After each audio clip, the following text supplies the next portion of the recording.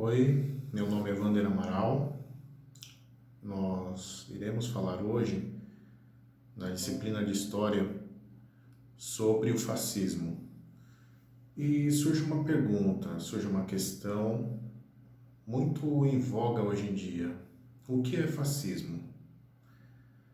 O fascismo está atrelado a muitas questões atualmente.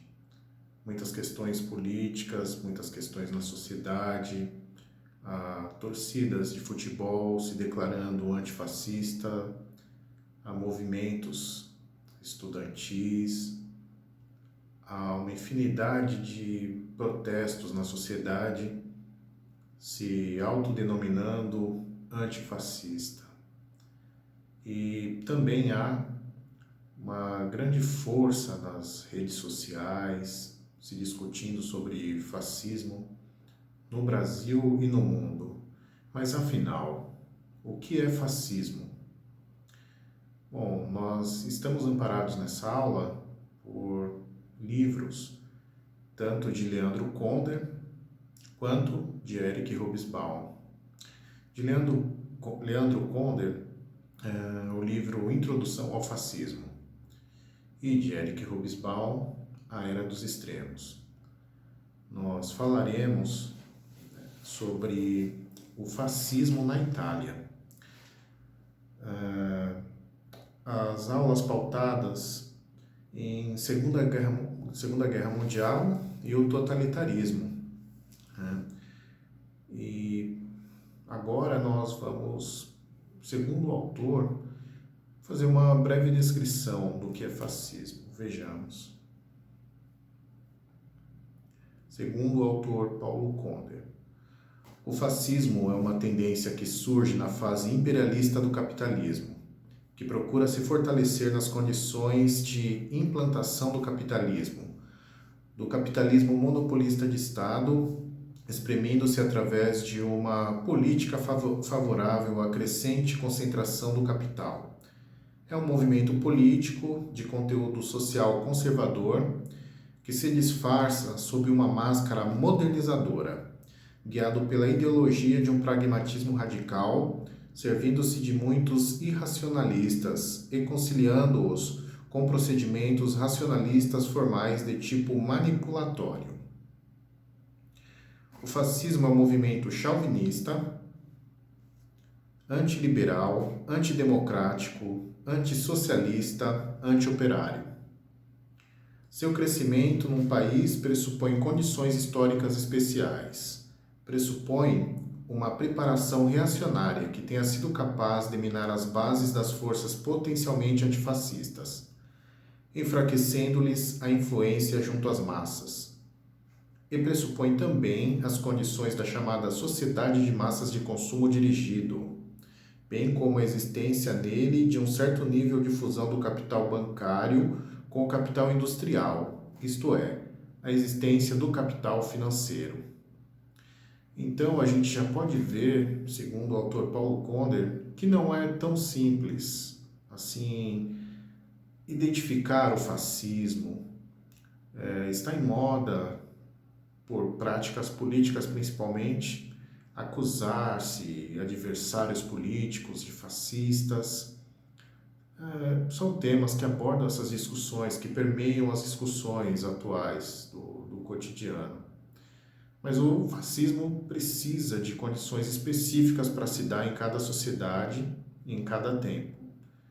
Não é algo tão simples assim. Na verdade, chega a ser um pouco contraditório. O fascismo, ao mesmo tempo que é algo simples de explicar, também tem sua complexidade. É um assunto que está muito presente, né, nas discussões acerca do que temos vivido principalmente no Brasil. Nós temos um governo com algumas características fascistas, mas que só o tempo e as condições necessárias que o fascismo pode adquirir é que vão dizer isso na história. Ainda sobre o fascismo, é também bem sábio dizer que nem todo movimento reacionário e conservador pode ser tido como fascista. Por isso, a complexidade do termo fascista não é possível que se use tão largamente, sem identificar, sem uma identificação bastante precisa, bastante exata. Nem todos os governos da época de 1922, na década de 20, no entre guerras, ou ainda assim no pós-guerra, e até antes disso, pode ser considerado fascista. São características bastante singulares que o definem como fascista, como fascismo. Há vários governos, é algo bastante contraditório, pois muitos governos chamados de fascistas pelo senso comum, pode ser que não, assim não o eram. O fascismo tem muitas particularidades, não é algo tão simples assim de se identificar. Nem todos esses governos conservadores ou reacionários têm as características mais amplas do fascismo, como houve na Itália na década de 1920 ou na Alemanha na década de 1930. É muito importante que prestemos atenção nessas características, é muito importante que nós não classifiquemos todos esses governos autoritários, conservadores, antidemocráticos, de governos fascistas. Ainda falando sobre o termo fascismo, segundo o autor Leandro Konder, o termo fascismo, lançado por Mussolini, vem de fascio, que significa feixe. Na Roma Antiga, no tempo dos Césares, os magistrados eram precedidos por funcionários, os litori, que empunhavam machados cujos cabos compridos eram reforçados por muitas varas fortemente atadas em torno da haste central. Os machados simbolizavam o poder do Estado de decapitar os inimigos da ordem pública, e as varas amarradas em redor do cabo constituíam um feixe, que representava a unidade do povo em torno de sua liderança. No século XIX, o termo fascio foi adotado por uniões ou organizações populares, formadas na luta em defesa dos interesses de determinadas comunidades. Na Sicília, em 1891 a 1894, constituíram-se, por exemplo, vários fasci de camponeses, em geral liderados por socialistas, para reivindicar melhores contratos agrários. Então, a gente vê nessa fala do autor que, antes do mito fundador, Mussolini, aproveitando-se da situação instaurada na Itália no pós-Primeira Guerra, no entre-guerras, de muitas disputas políticas, mais precisamente disputas entre organizações de trabalhadores, organizações socialistas, comunistas. O próprio Mussolini era um dos agitadores do Partido Socialista na Itália. Ele conhecia a fundo a parte de dentro, por dentro, a organização dos trabalhadores. E, inclusive, após ele participar dos movimentos trabalhistas, ele leva todo aquele conhecimento da causa operária, para que ganhe força, para que ele possa utilizar desse conhecimento no fascismo, no nascimento do fascismo. Isso precede um pouco a organização dos fascistas na Itália, né? A organização do mito fundador dos fascistas na Itália.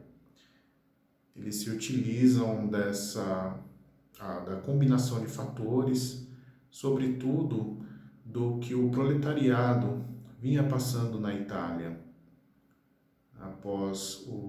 no entreguerras, após a Primeira Guerra Mundial, em que a situação era bastante complicada, muitas disputas políticas, trabalhadores se organizando, reivindicando melhores condições, melhores salários, a inflação era altíssima.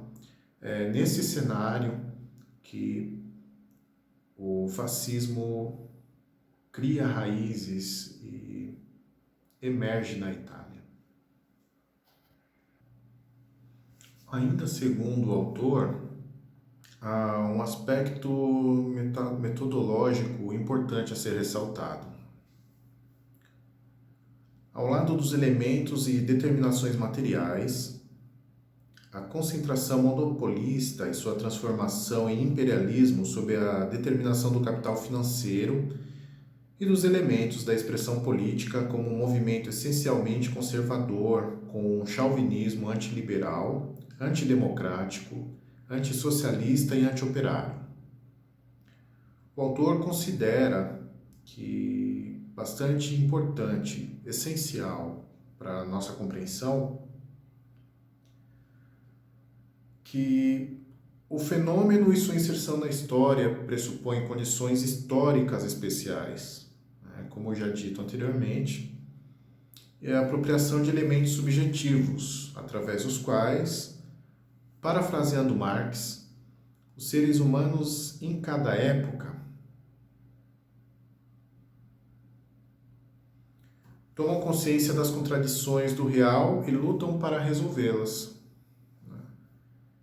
Daí a referência a aspectos como a maneira como o fascismo foi interpretado ao longo do processo de seu amadurecimento e também a aparente e paradoxal convivência entre aspectos como o conteúdo conservador e a máscara modernizadora.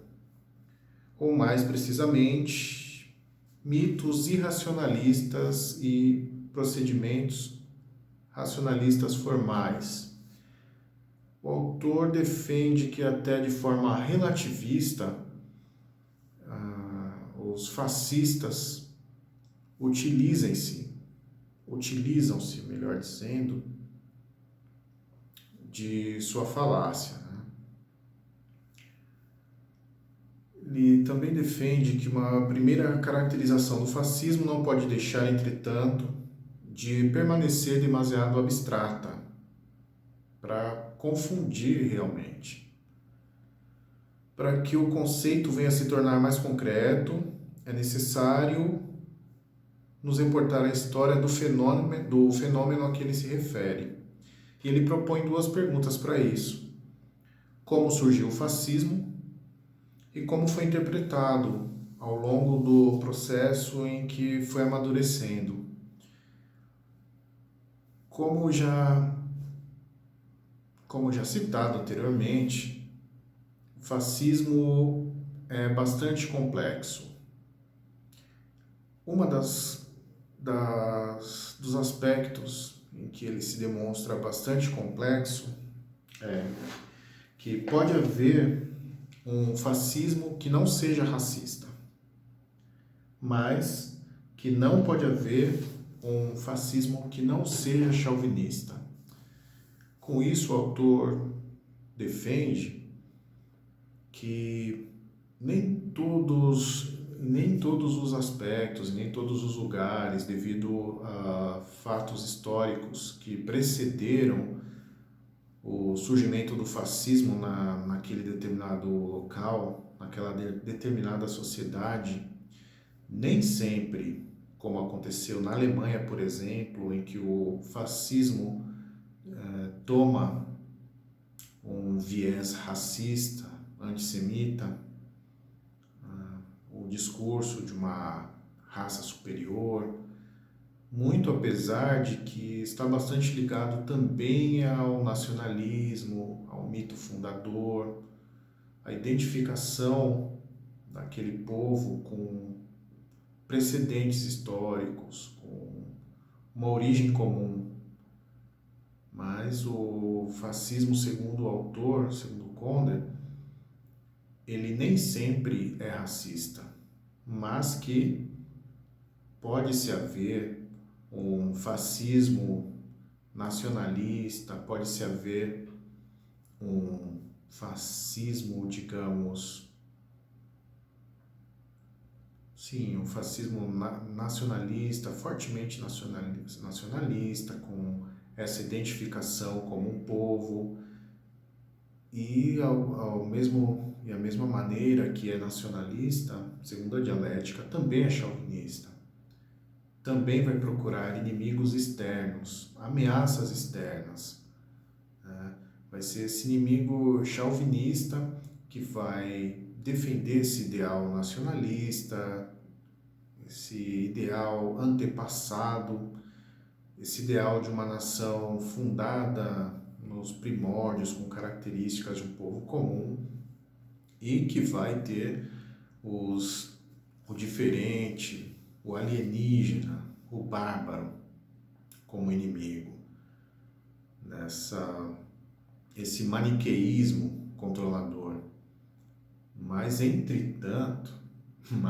Contudo e entretanto, nem sempre, segundo as características aqui, como foi desenvolvido, como foi implementado o fascismo, segundo essas condições históricas pré-existentes, nem sempre ele vai adotar um ar racista. Sempre será chauvinista, mas nem sempre será racista. O autor também faz um contraponto em se falando dos aspectos econômicos, de como nesse Estado fascista, de como na prática fascista o Estado também intervém no capital. Segundo Konder, o capital monopolista imperialista pode servir-se de outras formas para atingir os mesmos fins. Não nos surpreende que a atual guerra contra o terror seja feita em nome da defesa da democracia, que ditadores como Franco, Salazar, Pinochet, assim como os ditadores tupiniquins, tenham sido acolhidos com um caloroso abraço no campo do mundo livre e democrático, contra o perigo do comunismo, enquanto Fidel é sempre incluído na lista dos ditadores. E o autor ainda prossegue.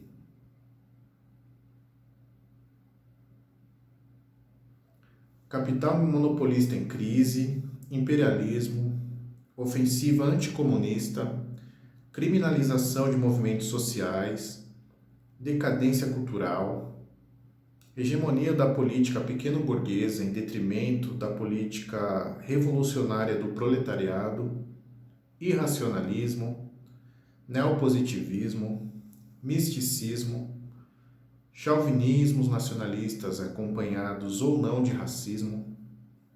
Não se enganem, só posso alertar como certa feita ao fez Marx, que esta fábula trata de ti. De fato, considerando alguns aspectos do atual governo brasileiro, por exemplo, a gente pode identificar alguns aspectos que se assemelham ou mesmo que denotam fascismo. Como o autor disse, misticismo, o apelo à religião, inclusive no slogan, em seu slogan de campanha, Brasil acima de tudo, Deus acima de todos, ele busca, sim, esse aspecto místico, misticismo. O aspecto nacionalista também está nessa fala. Está sempre falando em amor ao país, às forças armadas, a memória de um tempo que já passou, mas que na verdade não existe, um saudosismo de uma época que não existe. Ele também tem vários aspectos aqui. O imperialismo, capital monopolista em crise, ofensiva anticomunista, a caça aos comunistas, pessoas, inimigos políticos, adversários políticos de caráter nacionalista, social-democrata, política pequena burguesa, os direitos trabalhistas sendo retirados, irracionalismo, é bastante marcante, chauvinismos nacionalistas, o ódio a Cuba, o ódio à Venezuela, a imigrantes, a culpabilização dos chineses por essa doença, né, o Covid. Então, pode ser acompanhado ou não do racismo em discurso ainda em época de eleições, ainda quando o candidato na Hebraica do Rio de Janeiro, o atual presidente, mencionou negros, índios, dizendo que os negros pesavam determinadas arrobas. Então se enquadra bastante nesse discurso aqui. O Leandro Conder designa como de aspecto fascista. Um aspecto importante e muito sagaz da direita italiana, segundo o autor, é o seguinte: para elaborar as suas concepções, o fascismo foi, pragmaticamente, buscar ideias no campo do inimigo. Numa direita apavorada com a revolução proletária, era natural o impulso de macaqueá-la, assimilando-a, desfigurada para tentar neutralizá-la. Alguns desertores do movimento socialista vieram ajudá-los na tarefa de saquear o arsenal ideológico do marxismo. A essência do pensamento de Marx era naturalmente incompatível com os interesses vitais das classes conservadoras. Mas a direita não estava iludida a esse respeito e não tinha a menor intenção de se converter ao marxismo. O que ela queria era importar do marxismo alguns conceitos, desligando-os do contexto em que tinham sido elaborados, mistificando-os e tornando-os úteis aos seus propósitos. Então, o que o autor diz é que a direita, à época, década de 1920, na Itália,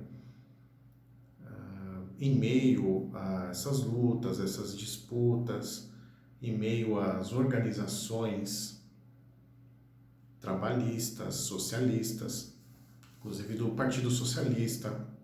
Muitos foram os dissidentes do Partido Socialista que abarcaram, que foram para a ala direita, que foram para a direita, que levaram consigo esse conhecimento da retórica de Marx. Havia muitas questões em que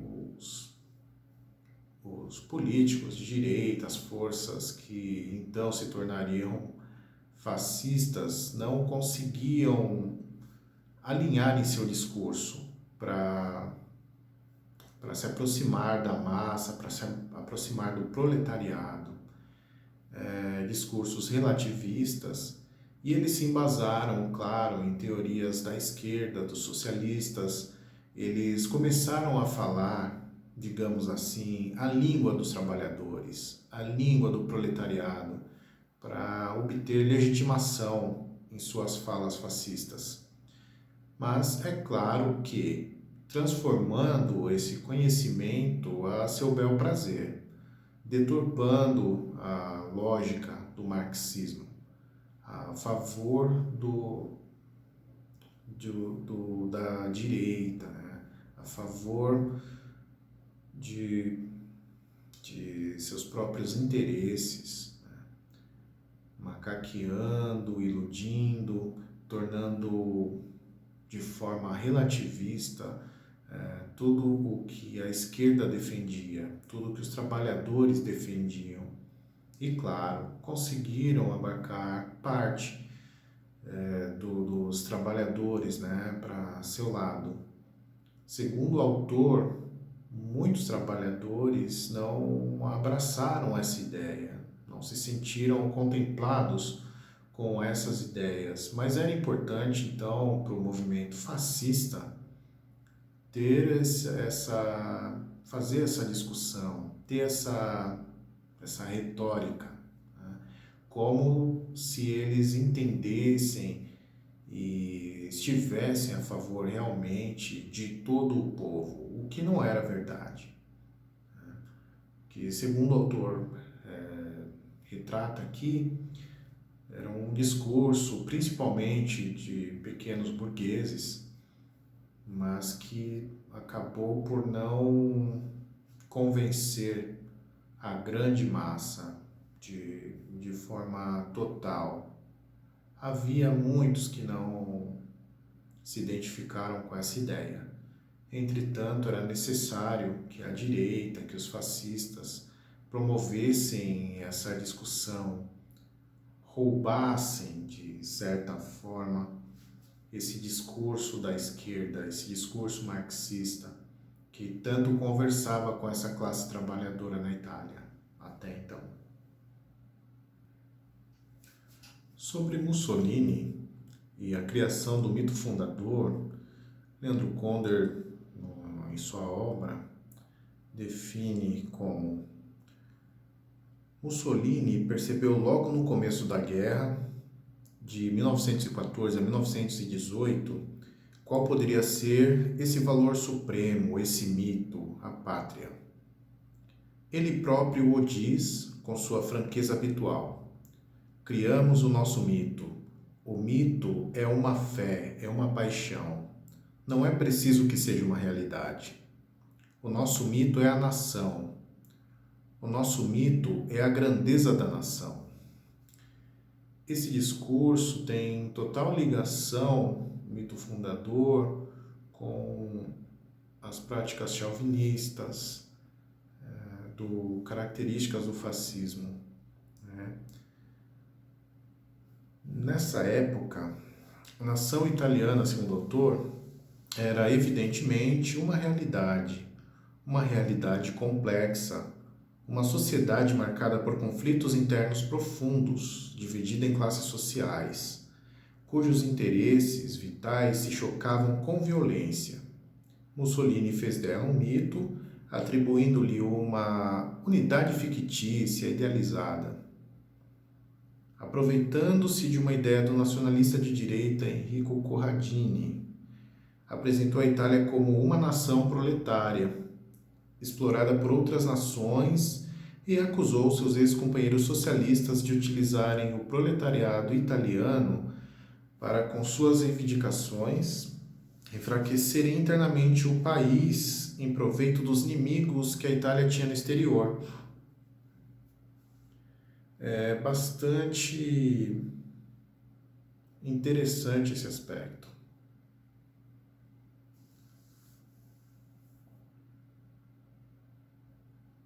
Para Mussolini, as contradições da Itália, agravadas pela guerra e pela crise do imediato pós-guerra, se resumiam numa única luta entre a nação e a antinação.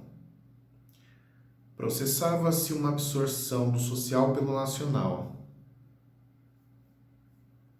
o que se tornou uma das fórmulas básicas do fascismo. Inclusive, Hitler utiliza-se também dessa falácia. Ele adotou e radicalizou, dizendo que o nacional era o social. Subverteu vários conceitos com esses dizeres. Da mesma forma que Mussolini utilizou da concepção da Itália proletária, Hitler também se baseou em Arthur Müller Vandenbroek, um nacionalista alemão de direita. Fica bastante claro como o mito fundador e essa demonização do estrangeiro. O proletário não era o proletário na Itália na década de 1920, neste caso, segundo o autor, ele não era visto pelos cidadãos, pelos concidadãos, como alguém que estava trabalhando em prol do país, em prol de sua própria felicidade. Ele era visto como um inimigo que estava se sujeitando, que se sujeitava de alguma forma ao poder do capital estrangeiro, né? Que outra nação estava proletarizando, digamos assim, o país, estava tirando proveito da situação econômica da Itália. A Itália, que por diversos fatores demorou a ter sua independência, a ter uma industrialização plena. Em outras palavras, a Itália estava um pouco atrasada, havia saído atrás de outras nações como, digamos, França, Inglaterra. E o ressentimento era muito grande, mesmo tendo feito parte da parte vencedora na Primeira Guerra. A Itália não colheu os frutos que desejava com isso. Então, com inflação, com muitas situações internas complicadas, os trabalhadores do campo não estavam felizes, a pequena burguesia também não. Havia um choque interno na Itália muito grande e Mussolini se apropriou dessa situação, utilizou-se do conhecimento marxista que, como disse antes,